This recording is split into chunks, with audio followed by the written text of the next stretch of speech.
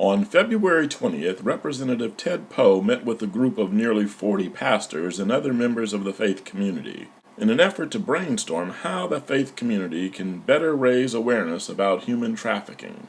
Lily is 7. She does not talk, and she was rescued by some nuns in Peru. She's in a shelter. She does not speak to anybody. Sex trafficking victim is 7. And it happens in America, it happens in other parts of the world.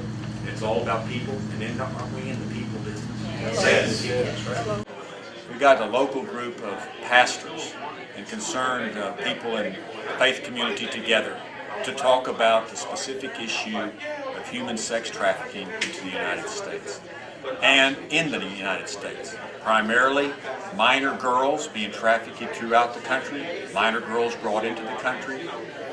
It's modern day slavery, and they're brought here for the sole purpose of being trafficked for sex crimes being committed against them. Pastors got together today. They talked about all kinds of things that we can do as a community to first get the awareness out in our churches, in our congregations, to let people know, parents know what's taking place, but also to help rescue these girls.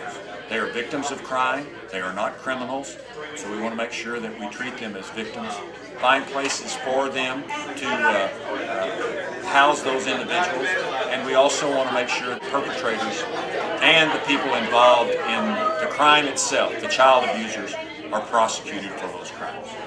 We have legislation in Congress that I'm sponsoring along with senators. It's a bipartisan legislation, Republicans and Democrats working together to move forward legally to make sure we prosecute the sex trade, the trafficker, the sex master. Prosecute the person, the consumer, the demand. That's a scourge on our society that we have men involved in the sex, child abuse, sex activity. Prosecute them, but also rescue those victims.